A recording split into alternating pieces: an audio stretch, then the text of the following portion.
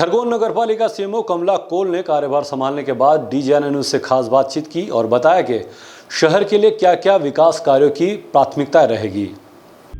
नमस्कार साथियों, आप देख रहे हैं डीजीएनए न्यूज और आज हम खरगोन नगरपालिका में हैं।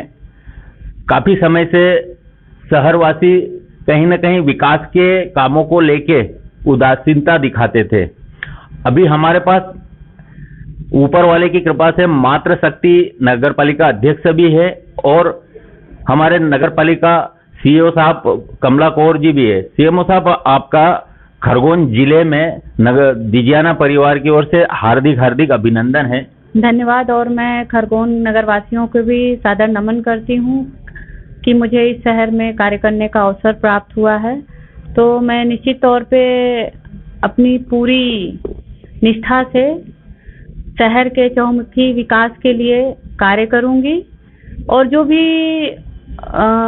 मेरे सामने समस्याएं आएंगी उसके समाधान के लिए पूर्ण प्रयास करूंगी। कोल मैडम, हमारे शहर की बात करें तो यहाँ पे जो एक रेगुलर जो ज्वलंत मुद्दा है वो सफाई से लेके है कि शहर में एक समय में हमारा शहर नेशनल लेवल पे 7 नंबर पे था, अभी तो बहुत नीचे गिर गया है और सफाई के मामले में हर गली में जनमानस इतना दुखी हो चुका है। उसके लिए आपकी क्या प्राथमिकताएं रहेगी? देखिए, मैंने अभी आते ही शहर भ्रमण किया है और आज ही मैंने सफाई जो हमारे सफाई शाखा प्रभारी एचओ हैं उनसे भी चर्चा की और समस्त दरोगा हैं जो हमारे स्वच्छता उनसे भी चर्चा की हूँ। साथ में जो हमारे यहाँ पर door to door collection team है उनसे भी मैंने चर्चा किया और मैंने भ्रमण करके जो भी मुझे समस्याएं दिखी मैंने उनको अवगत कराया और मैंने कहा भी है उनको कि भाई बरसात से पूर्व जो भी सफाई व्यवस्था नाले नालियों की सफाई है आप करवा लीजिए और कल से मैं स्वयं भी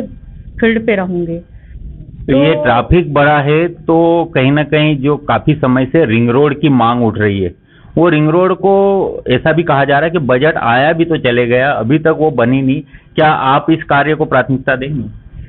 देखिए, अभी चूंकि मुझे लास्ट वीक ही मैंने ज्वाइन किया है तो इसकी जानकारी तो नहीं है, लेकिन अगर ये है तो निश्चित तौर पे ये शहर की प्राथमिकता है और अगर ये सैंक्शन स्कीम है हमारे यहाँ की तो मैं इसको प्राथमिकता से पूर्ण कराऊंगी। मैडम, नेशनल लेवल से अगर देखें तो बाईपास तो बन रहा है, पर जो नहरों से लगा के शहर में जो अपनी नहर है, नहरों से लगा के रिंग रोड है, ये नहीं सही बनने की वजह से काफी एक्सीडेंट भी ट्रैफिक जाम में हो रहे हैं, काफी मौतें हो चुकी है अभी तक।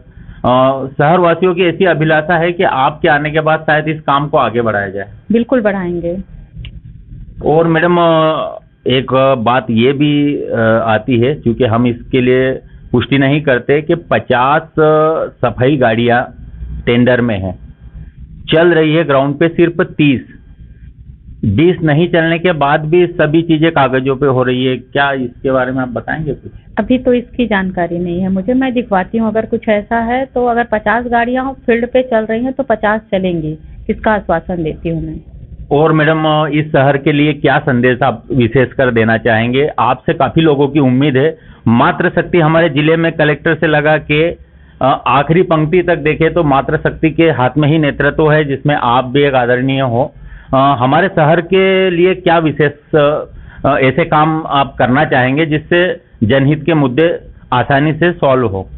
देखिए, अभी तो मैं शहर को समझ रही हूँ और मुझे आते ही ये दिखा कि शहर में अतिक्रमण की समस्या है, साफ सफाई की समस्या है, कई जगहों पर जो ड्रेनेज की समस्या है। तो इसको सभी कार्यों को मैं प्राथमिकता से सभी समस्याओं को एक एक करके समाधान के रूप में हम लेंगे और प्राथमिकता से इनका समाधान करवाएंगे। आपने अतिक्रमण की बात की, 2 पक्ष होते हैं। कुछ लोग कहते हैं कि हमारे ठेले हम कहाँ हटाएं, हमारी दुकान कैसे हटाएं।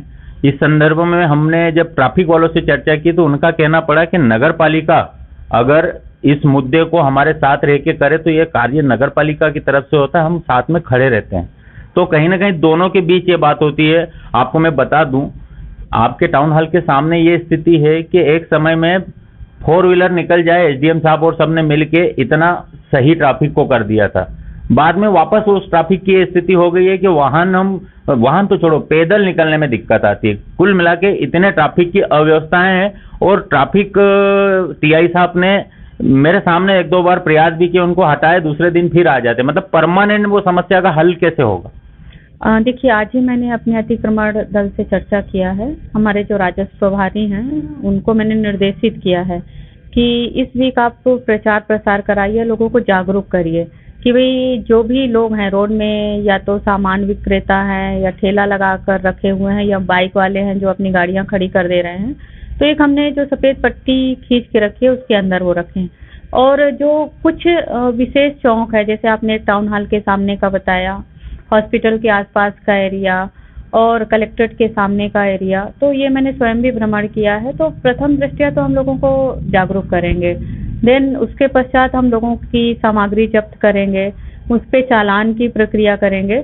तो धीरे धीरे ये इस प्रक्रिया को हमें कंटिन्यू चलाना पड़ेगा, तभी लोगों को ये हम अतिक्रमण, अस्थायी अतिक्रमण जो भी है हमारे हटा पाएंगे। क्योंकि हम अगर एक दिन किए तो सेकेंड डे वो व्यक्ति उसी हालात में, वो स्थल वापस उसी हालात में हो जाएगा। तो ये हमें ये कार्य प्रतिदिन करना पड़ेगा। इसके लिए मैंने मेरी टीम को निर्देशित किया है, जिसका मैं स्वयं समय समय पर जाकर निरीक्षण करूंगी। और मैं पूरा प्रयत्न करूंगी कि जो भी अस्थायी अतिक्रमण है वो धीरे धीरे कंट्रोल में आ जाए। मैडम, एक ऐसा ज्वलंत मुद्दा है जो कहने को तो बहुत छोटा है पर बहुत बड़ा है। मैं आपको डीजीएनए न्यूज के माध्यम से अवगत कराना चाहता हूँ। हमारा जो टिंचिंग ग्राउंड है वहाँ पे ऑफिशियली नाम बोले तो स्वान मतलब कुत्ते इतने भयंकर तरीके से बड़े और खुखार हो गए हैं कि उधर से जो बच्चियां कोचिंग के लिए आती है या फिर मजदूर आते हैं, आए दिन वो झुंड कुत्तों का उन्हें काटता है। इस वजह से वो रास्ते की स्थिति ये हो गई कि पेरेंट्स अपने बच्चों को उधर से भेजना बंद हो गए। और ये जब हमने डीजीएनए न्यूज में खबर चलाई थी तो इसकी खबर का असर ये रहा कि मुझे शहर की कॉलोनियों से भी बहुत सारे फोन आए कि हमारे यहाँ भी कुत्तों का इतना जंजाल है कि हम बाहर रात में निकल नहीं पा रहे। एक छोटी सी बात देखा जाए तो है, पर बहुत बड़ी भी है कि किसी की बच्ची, किसी का बच्चा अगर आ रहा है उस टिंचिंग ग्राउंड से या इस कॉलोनी की भी, शहर की किसी की बात करें तो काफ़ी जब वो काट लेता है तो आप समझते हो मेडिकल में कैसा इलाज होता है। तो इसके लिए आप क्या करेंगे, ये शहरवासी जानना चाहते हैं, क्योंकि ये शहरवासियों की पीड़ा एक ऐसी है जिसे वो खुद ही महसूस करता है जब उसे कुत्तों के द्वारा घेरा जाता है। देखिए, ट्रेंचिंग ग्राउंड तो अभी मैं जा रही हूँ निरीक्षण करने के लिए, वहाँ पर क्या स्थिति है मैं पहले देखती हूँ। बाकी अन्य जगहों पर जो भी ये समस्या आ रही है तो इसमें सुप्रीम कोर्ट के जो निर्देश हैं उसका ही हमें पालन करना पड़ रहा है। उसमें हम कहीं पर डॉग्स को शिफ्ट नहीं कर सकते हैं, तो उसके मापदंड के अनुसार ही हम उस पर कार्य करेंगे। बिल्कुल सही बात है, पर एक विडंबना है। हम अगर शहर की कॉलोनियों की बात करें तो आप मैडम जानते हो, कोई कुत्ता अगर पीछे लपक रहा है तो कोई भी रहवासी उसको भगा देगा। टेंचिंग ग्राउंड एक ऐसी जगह है जहाँ जंगल है और वहाँ पे जब भी हादसे होते हैं तो अभी 4 दिन पहले एक हादसा हुआ, 2 मजदूर बेचारे जा रहे थे, उन्हें कुत्तों ने जब घेर लिया तो कुत्तों ने अपने मर्जी से कितना काटना था काट लिया। उसके बाद एक वाहन और आया, उन्होंने उसे भगाया। कहने का मतलब जंगल है वहाँ, तो ये ज्वलनशील समस्या ज्यादा बड़ी है। नहीं, मैं आज उसका निरीक्षण करूंगी और मैं देखती हूँ उसमें हम क्या समाधान करते हैं। ये थे हमारे साथ कमला कौल जी, बेबाक स्पीच में अपने सारे सवालों के जवाब दिए। शहरवासियों की उम्मीद पे पूरा खरा उतरने के लिए पूरा प्रयास करेंगे। आज आते ही इन्होंने विकास के कार्यों के लिए बैठक भी रखी। मेरे ख्याल से सुबह से आए हैं तब से आप घर भी नहीं गए, लगातार बैठकें कर रहे हैं। इनकी सक्रियता को देख के ये तो माना जा सकता है कि हमारा शहर सुंदर शहर फिर से होने वाला है। देखते रहिए DGNA news. Bureau report, DGNA news, Khargone.